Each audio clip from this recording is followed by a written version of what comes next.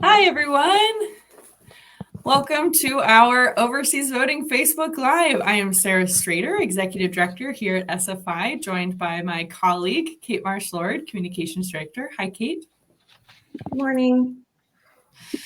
Now, Kate, we at SFI, we talk a lot about UOCAVA voters. Pop quiz, what does UOCAVA stand for? I know it's 6 a.m. Okay. Ready, set, go. Yeah, it is 6 in the morning. Overseas uniformed, what's the C? I don't know, Sarah. Oh, that's my cat. We've got a B minus. All right. Right. No, I know. For... What's 2 out of 6 or whatever? What do I get for 2 out of 6?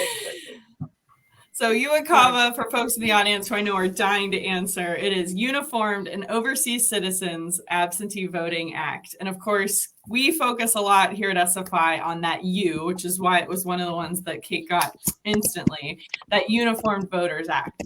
But there's a lot of folks overseas who aren't connected to uniform service anymore. We kind of abandoned that OC sometimes here at SFI, but no longer. Today is the day that everything changes and the OC gets its own spotlight. Kate, you know, another characteristic of a lot of SFI, we got a lot of gal power. We don't often have that many dudes. And so today, I'm pleased, I think this is the right side of the screen, to introduce Bill and Michael. Michael and Bill, thank you for representing the OC and the dude power on our stream today. We would love it if you could help us by introducing yourselves, explaining a little bit about where y'all are at, what brings you to this work, and then let's talk about overseas voting, shall we? Yeah, sounds good. So, hey, everybody, this is Michael. My name is Michael Ramos. I'm an Illinois voter. Illinois, meaning the Quad Cities part, the west central part of Illinois that borders Iowa. So I'm a proud voter of the Fightin' 17th, as we call it, the 17th Congressional District of Illinois. I live in Melbourne, Australia, in the northern suburbs. What brought me abroad was I married an Australian. And so, you know, the process and everything was very complicated for her to come to the U.S. And, you know, and if we were going to be together, it'd be a lot quicker if I just came here. And so that's why I'm here. And so I've been here for a decade now. I've always been politically active. And even on a nonpartisan sense, as far as, you know, wanting to help register voters, wanting to help veterans, you know, regardless of your political affiliation, just wanting to help my fellow countrymen. You know, I'm not a dual citizen. I have no interest in becoming a dual citizen. So I'm an American. You know, I served my country in the Marine Corps in the 90s. I was a former congressional staffer. I was a mailman. I worked for the post office. You know, I've done all these things because I believe in public service and because I identify as an American. And even though I live abroad now, I'm still super proud to be an American, and I want to do whatever I can to help my countrymen. Yeah, so at this point, I'll go ahead and throw it over to Bill, introduce himself. Hello, everyone. My name is Bill. I'm an Air Force veteran. I served back in the 1980s for 6 years, worked on the F-15 program. Left the military and then spent about 30 plus years, mostly in the technology industry. Now retired. I'm a Washington State voter, by the way. During my adult life, I had decades of experience as a Washington voter, which is all mail-in, and spent also a significant amount of time in California. What motivates me, I think, about the democratic process is I'm all about military readiness. And military readiness for me, I think, has evolved over the years and includes things like supporting the family, which is a big reason that SFI exists, but also voting. I think voting, believe it or not, some people really don't think about this too much, but there's a direct connection between your voting behavior, politicians' policy, particularly related to the military, and readiness. And for me, it's just I like what Michael said about citizenship and residency. I live in Spain. I've been here for 3 years. I'm not actively seeking citizenship. I'm an American. In fact, I would say it's interesting. In the last 3 years, I have never felt more American in my entire life, and I'm happy to be here. Thanks, Michael, and thanks, Phil. We're delighted to have you. And y'all, these are great go-to experts we have on this call for a lot of the questions and answers regarding voting. So I hope you got the good vibe from them that they are folks you can approach and ask questions of. We'll try to preempt some questions with some Q&A today, but I think both of them would say they're available for follow-up later. Michael and Bill, I would love to hear from each of you, what advice you would have for other folks who might be voting overseas. And in your guys' case, it might be that they are overseas citizens no longer actively attached to the military, or they could still be. I know I've got friends here who are DoD civilians, DoD contractors, and so they're over here still attached to kind of the military life, but because they're not active duty themselves, that life looks a little different.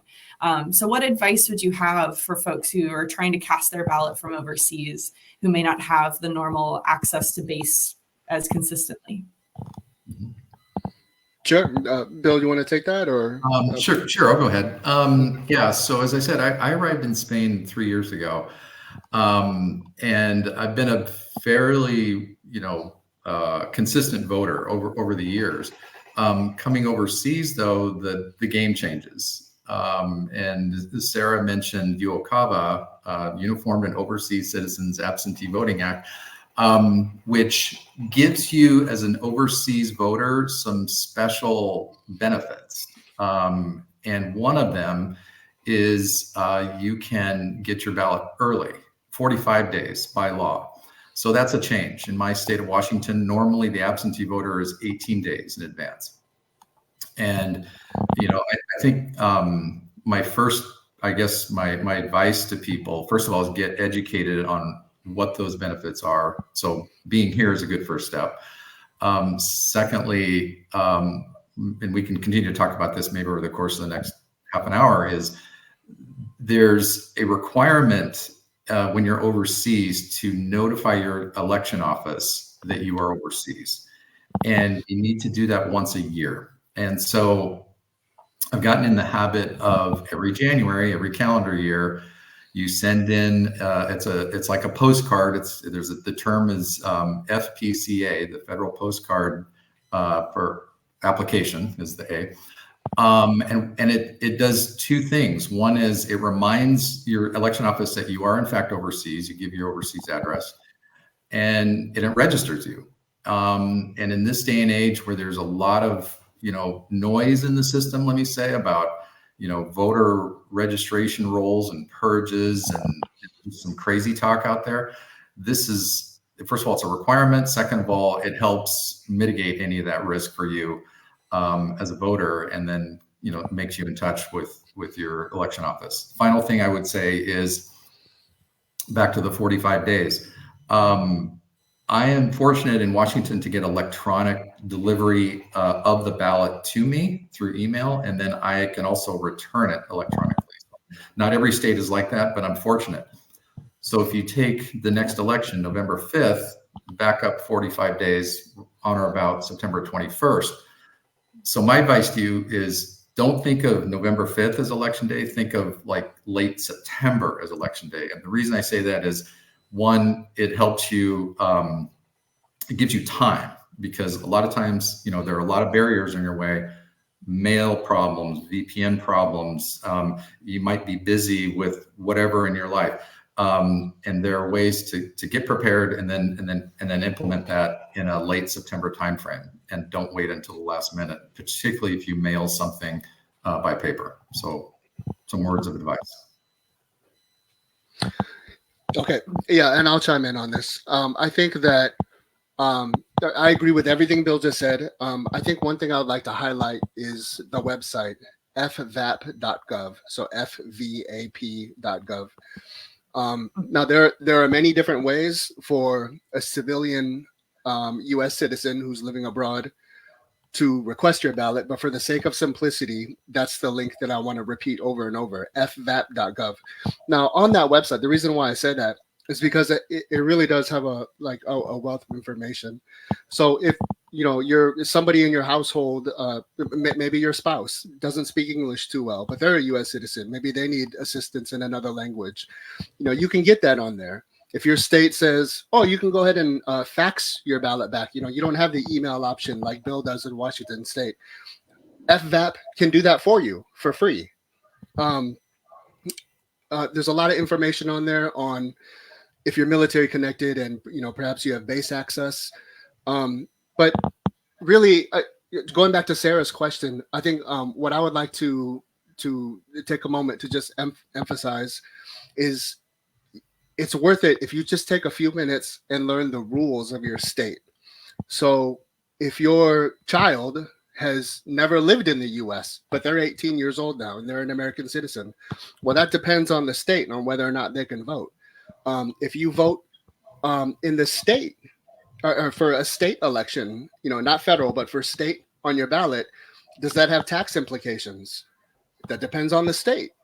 So, do you identify as an accidental American, right? Or, like I was saying, if one of your parents is American, you're an American, whether you like it or not, unless you've taken the formal process to renounce your citizenship.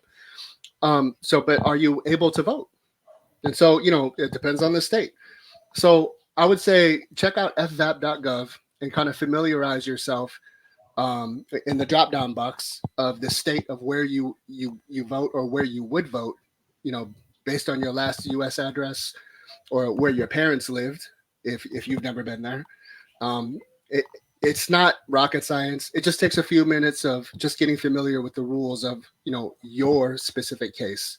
So, one more thing I'll just say, I'm an Illinois voter, right? I don't have the option for electronic ballot return. So that means, I have to figure out another way from here in Australia to get my ballot back in a certain amount of time. Now, sometimes it's quick. When I say quick, I mean like 3 weeks. And sometimes it's not quick. And when it's not quick, which I have experienced, I miss having my ballot counted, through no fault of my own. So I could pay the poll tax of paying a private courier, $65, $70 to get it there quicker. I can't just mail it to my embassy or consulate like you can in some countries, because that's kind of dependent on, the consulate. So, there's a lot of things to just kind of keep in mind. But anyway, Bill and I are SFI ambassadors, and we're always here to help. So just keep that in mind. Yes, I love that you're mentioning that you were SFI voting ambassadors this year. You can see they're wearing awesome shirts. And I have added the FVAP link in the comments. As Michael mentioned, it's a really important resource for UOCAVA voters. One of the questions that we get for folks who vote stateside or still live stateside, this is just a common theme of what address to use when you're registering to vote. Active duty members have a lot of options here, or at least a lot of clues that help them decide where they should be registering to vote. They'll leave an earnings statement, their home of record, property, where they're living. What clues and what facts do you use to decide where to register to vote when you're living abroad? Whether you might have sold property in the States, just how do you make that connection to a state to register to vote in the right place?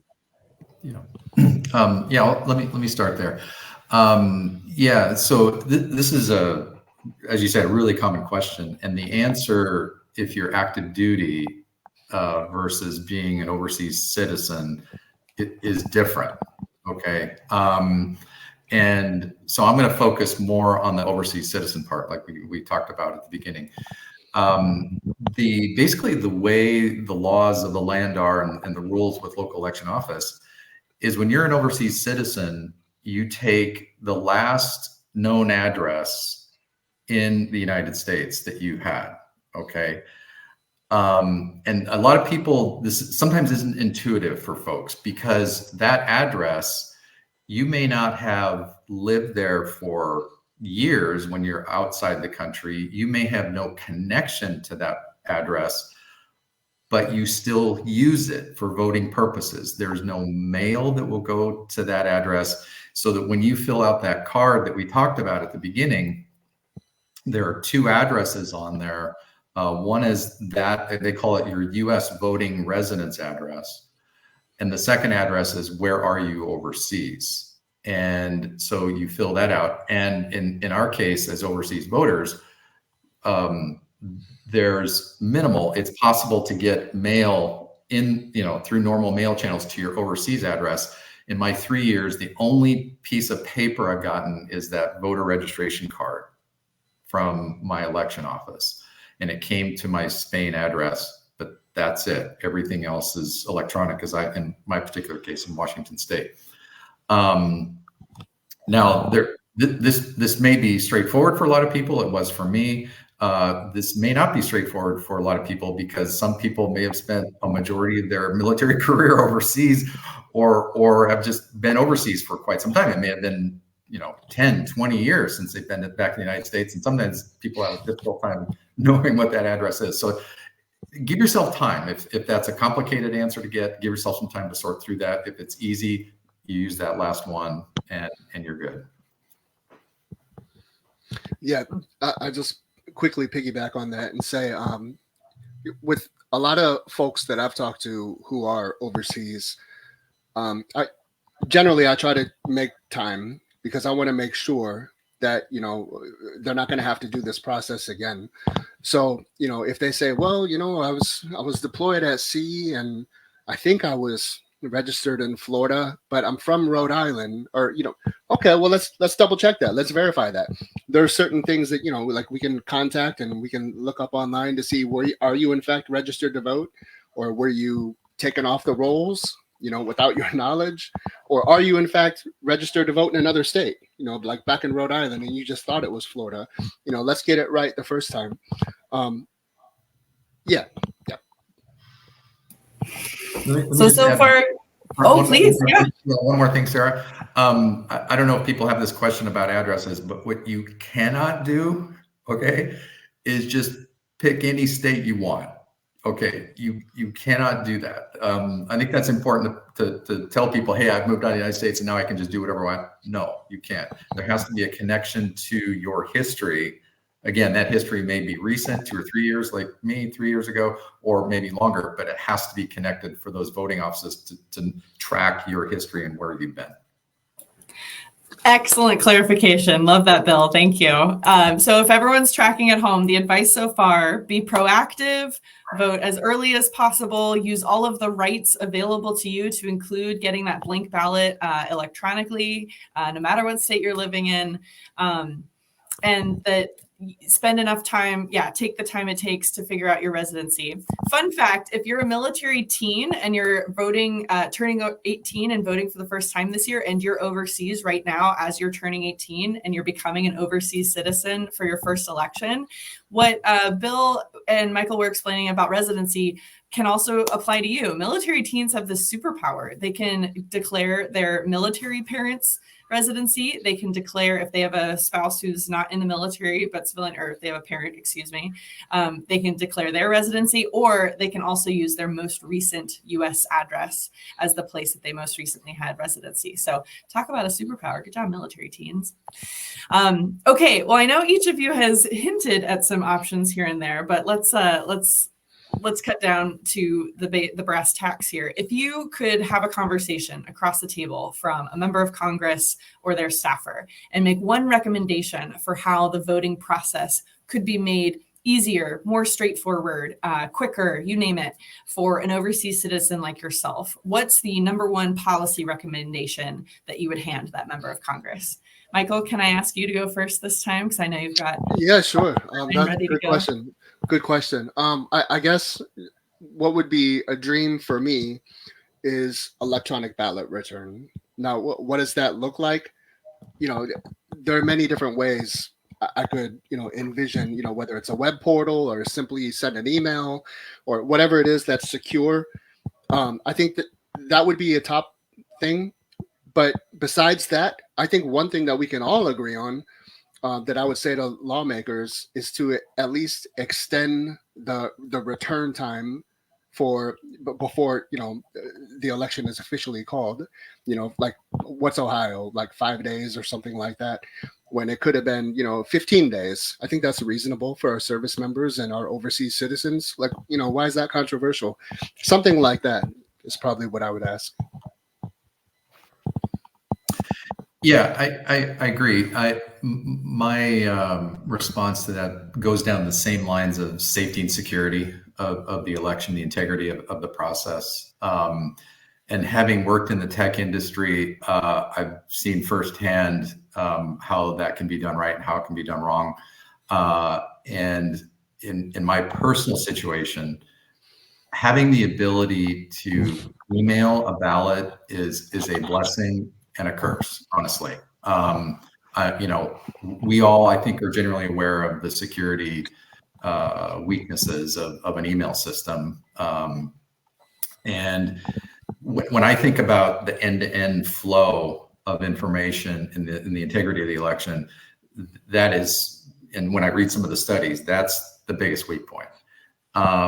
And so I would say to a congressman, can we please find some consensus and a path forward and move quickly? Like, we've had plenty of studies over the last 10, 15 years, which is like the sweet spot for the evolution of a lot of the technology. And now's the time to pick a path and go forward on how to address this in a consistent way across the 50 states.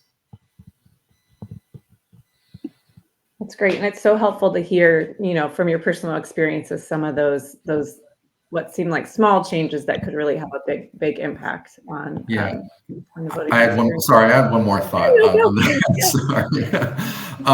Sorry. In terms of the risk, because I've had a chance to talk to some risk experts about this.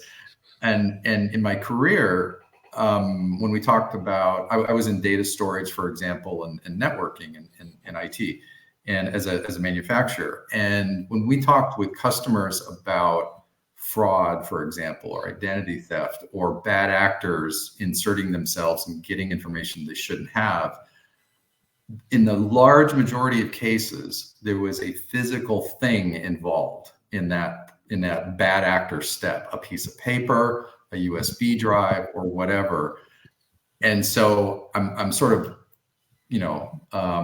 comforted in a way that this process is working, and the way the audits support that, but also the process of what they call air gapping. It's an election term. So basically, when ballots are submitted, and Washington State does this, they basically go through to a machine that is not connected to Wi-Fi. It's not connected to the internet at all. And so really the risk step is the minute that somebody emails it until it actually shows up. And so it becomes a matter of risk management. And one of the ways that I do it personally is, I'm fortunate I can go to a portal and monitor my ballot. I know when it's received. I know when the signature has been accepted. I know when it's been curated and the envelope is separated from the ballot. And I know when it's been tabulated. I think that's a really good thing. And if you have time, I would encourage people to do that. And if your state has the technology, I would encourage you to take advantage of it. That's great advice. And even for those of us who have returned ballots in the mail, being able to get notifications at every step of the way really does add some reassurance, and knowing that, it's been received, it's been counted, it's on the right track. Those sorts of things are really, really helpful. We mentioned earlier, and like I said, you're wearing your SFI Voting Ambassador t-shirts, but I would love to hear from each of you about why you decided to volunteer as a voting ambassador this year, and sort of what part of the work you're enjoying and why it's important to you. Sure. You want me to take that, Bill? Go for it. Okay. So why am I an SFI ambassador? Okay. So let me start out by saying, as a veteran, I guess the community of people who have served in uniform will always feel, at least the majority, will always feel some sort of sense of civic duty, patriotism, wanting to help out fellow Americans, especially wanting to help out fellow veterans. And I fit in that category.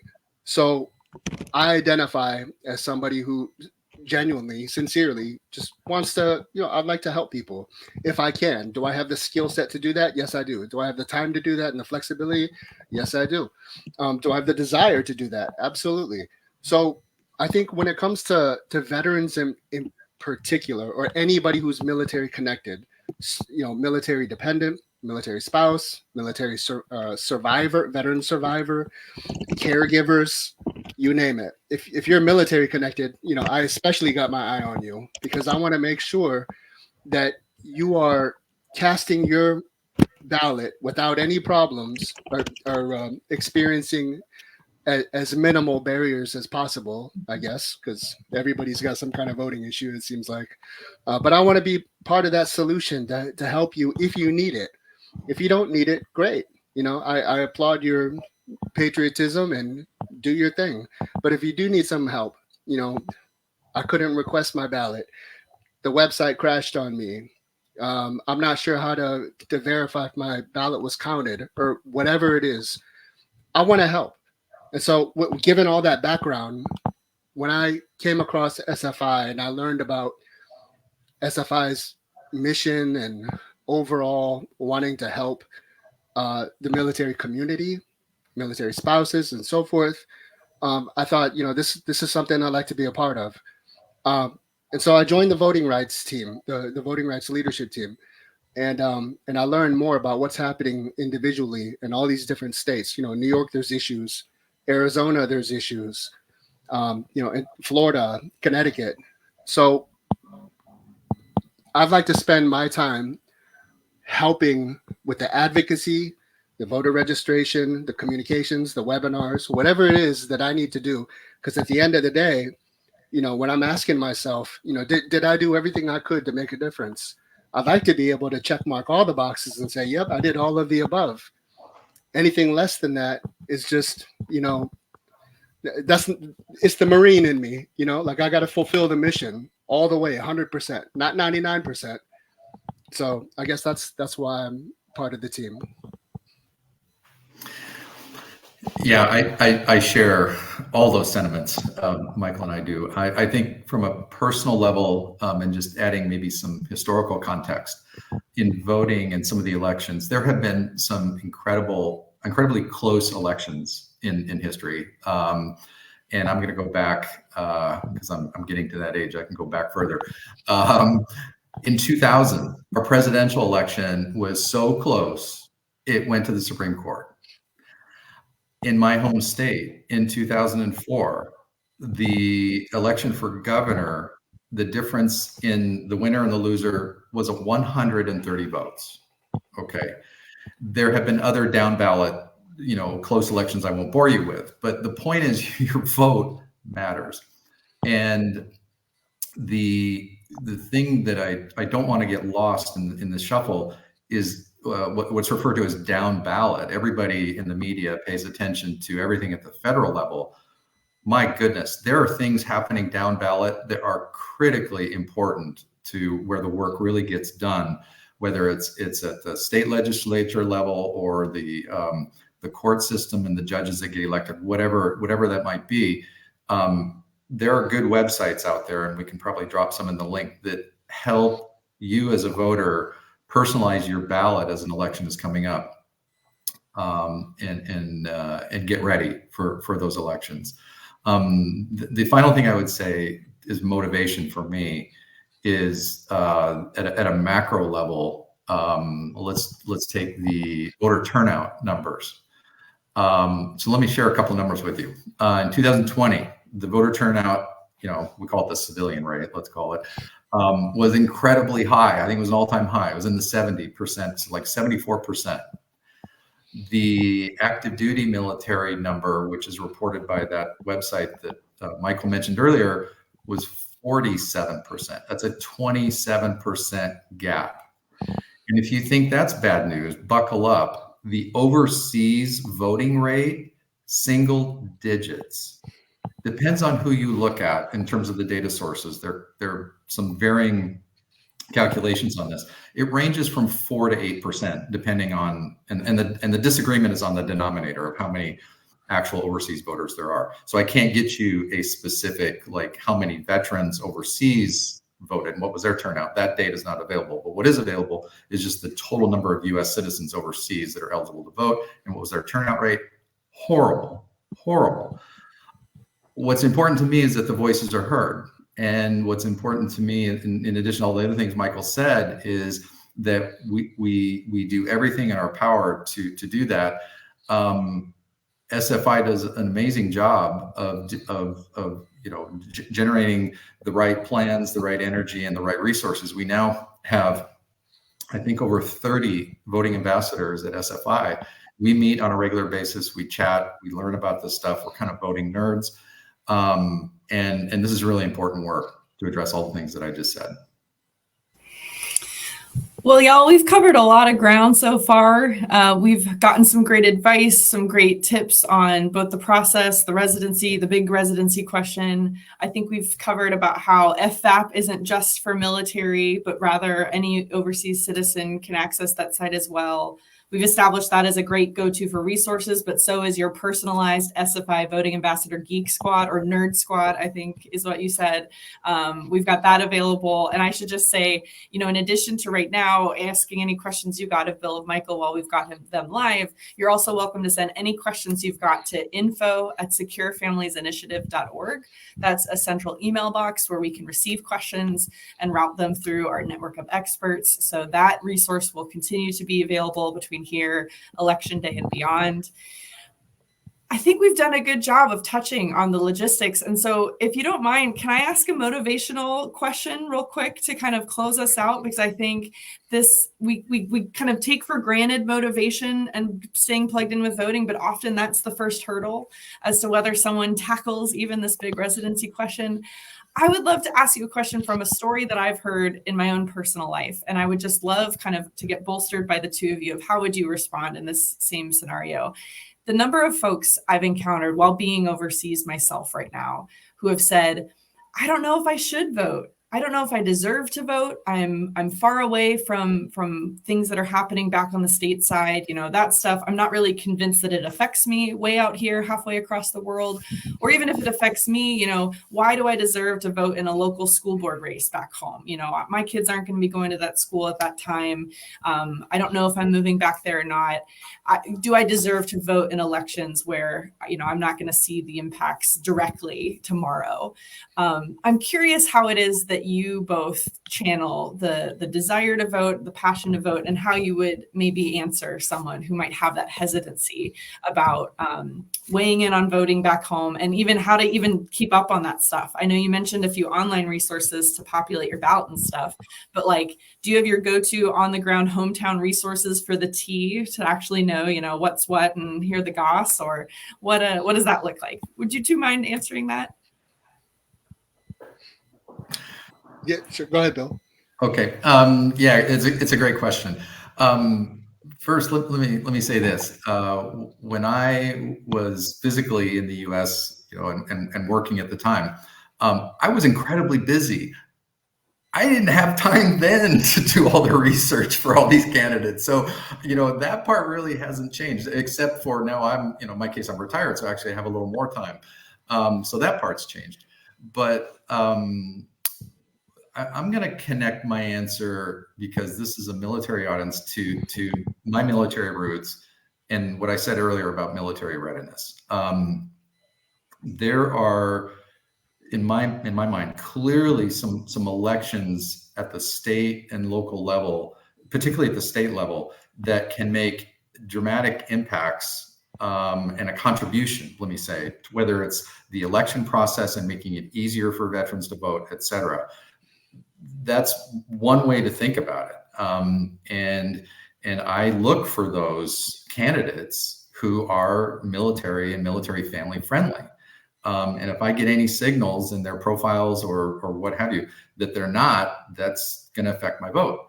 Who do I go to? Just like everybody else, my friends and family back home. I stay connected to them. I have two daughters. I have son-in-laws. I have a son-in-law in the Navy who's been deployed on the USS Carl Vinson. I care deeply about him, and I care deeply about my family. I'm a new grandfather. So those things also play into it, of doing the right things and handing off to the generation as much counsel and voting actions I can bring to the table. I would say this: so if you're an American abroad and you have absolutely no plans on ever going to the US, ever going back, or ever stepping foot in the US for the rest of your life. As long as you're a US passport holder, I would say it is still in your best interest to vote, because there are still things happening back in the homeland that affect you. Foreign policy, climate change, ocean acidification, like measures. Like it's not just, I'm in Australia, right? But it's not like, nothing affects me. I'm still required by U.S. law as a U.S. passport holder, to file a tax return every year. If I have to file a tax return and I have a U.S. passport, that means I have representation. That means there's nobody in Australia who represents me, because I'm not a citizen here. So the only representation I have in terms of government is in the United States. It's in my best interest to vote, to do advocacy, to write letters, to contact my congressmen and my senators and say, I urge you to do X, Y, and Z. If you don't vote, you can't complain. I'm one of those people that subscribes to that philosophy. So, if you don't care, and I don't encourage anybody to not vote, but I also respect that the United States, unlike a lot of other countries like Australia, who they're required to vote, I respect the decision to not vote if you don't want to. But no, don't complain about anything. You must be happy about everything. There's no aspect of your life that can be improved. You're happy with taxes. You're happy with the pothole in your street. You're happy with everything. Okay, great. But if there's something you'd like changed, you got to do something about it. This is part of that process. So. Thank you both. I really appreciate those reflections, both on how we are still affected, how this is our mode of voicing opinions on any host of issues that can still affect us from oceans away, to, I loved what you said, Bill, about being a new grandfather. There's a pay it forwardness to some of this. Your family may not see the impact of the school board race you're voting in, but someone else's kids do. And having that top of mind, I think, can be a really great reminder. Thank you both. Can I forgot to mention this at the outset, but Bill and Michael, this was their idea, which I loved. And I just wanted to say thank you for the initiative and for saying, like, hey, the OCs need some representation. We love that. And thank you for being here to represent. So Sarah, can I say one thing before we get off the call? Yeah. Okay. I'm sorry. I should have said this earlier. If there's one piece of advice that me, Michael Ramos, if I have one piece of advice for anybody who's watching the recording later, it is, if you're an American overseas, especially a veteran, and you're service connected and you have a VA card that allows you base access, vote by mailing your ballot on base, because it'll get there a lot quicker than the foreign postal systems. So that's a big tip I just want to throw out there. I didn't want that to go, unsaid. No, I'm glad you said that. I remember you teaching us that there are some countries where there are VA health centers that you can access to. That might vary country to country, but I loved hearing that tip, Michael. Thank you. All right. So as a reminder, folks, FFAP is your friend. So is SFI. Go to FFAP for general tips, SFI for personalized Geek Squad. If you want to become like Bill and Michael, we welcome additional voting ambassador signups. You too can have a super cool t-shirt like they do, military voter. So sign up. The link to register for voting ambassadors to have a cool squad to hang out with will be in the chat. And so will our voting rights leadership team. Again, like Michael described, these are folks that are helping with the kind of upstream policy issues that can shape the voting experience for all of us at the state level and at the federal level. They do some pretty awesome work. And if at any point this year you have questions or concerns, email us. That is info@securefamiliesinitiative.org, and we'll get you the best advice. All right, everyone. Take care. Have good mornings and evenings. And thank you again. Thanks again, Michael and Bill. Appreciate it. Bye-bye. Bye-bye. Bye-bye.